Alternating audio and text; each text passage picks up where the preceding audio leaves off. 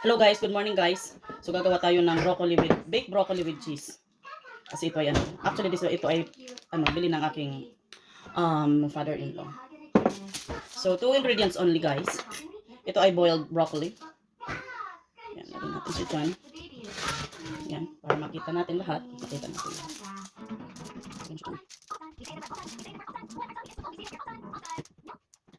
Pagkasin natin.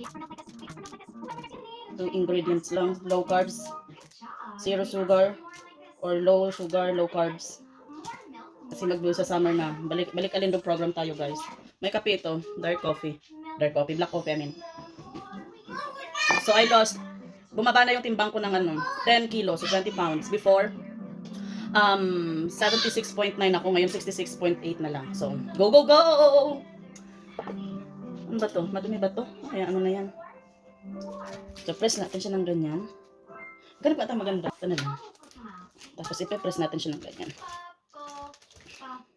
And then, by the way, yung aking oven ay naka-preheated na siya ng 350 Fahrenheit. I don't know.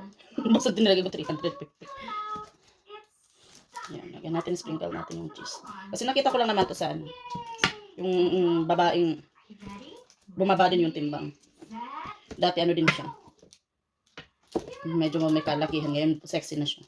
So, ginagaya ko yung kanyang recipe. Press na siya. Yan. Flatten na siya. Ganyan. And then, okay na yan. And then,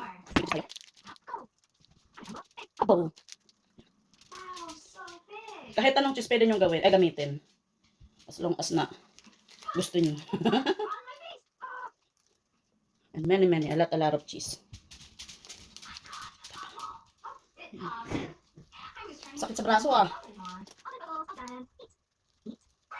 Pwede nyo bilhin yung yung shredded cheese na para hindi na mahirapan magkayat. Sakit sa braso.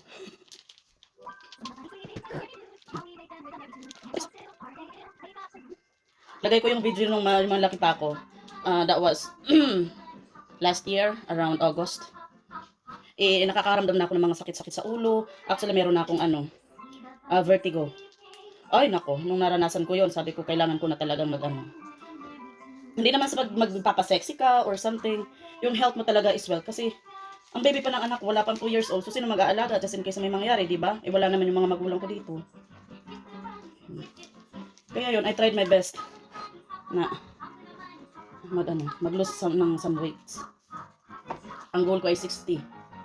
Kasi 6 kilos pa. So 12 more pounds.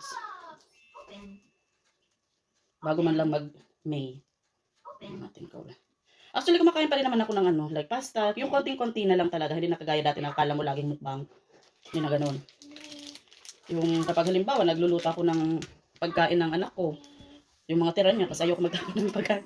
Yung tira niya kinakain ko. Yung mga kanin.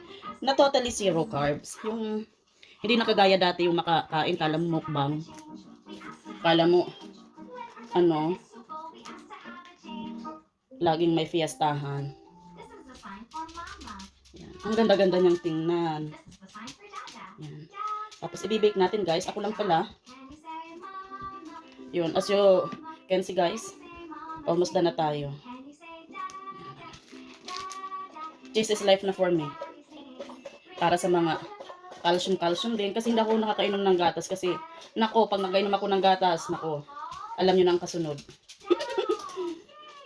Pero kapag kumakain ako ng cheese, ganito, hindi naman. Yan siya. Yan. Perfection. Kanang. Let's get more.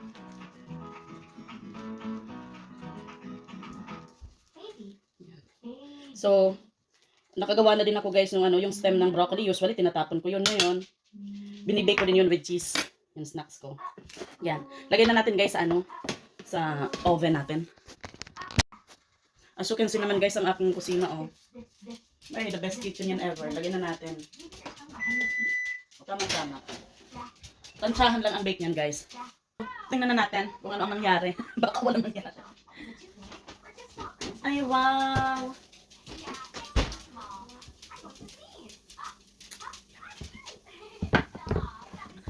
Tingnan niyo siya. Mainit.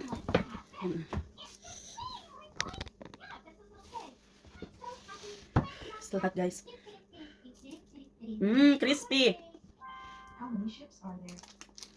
Ililipat natin sa ano. 1, 2, 3, 4. There. Yan. Yan. Tingnan nyo, guys. Yan.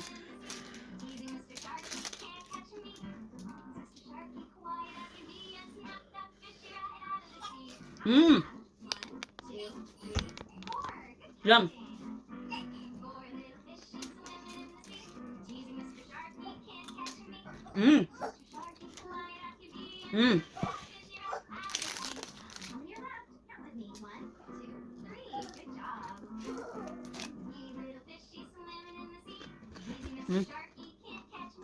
Perfect.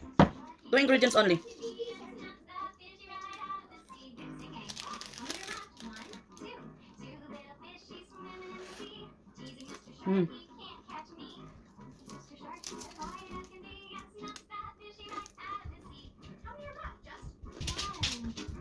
May marating. May paparating.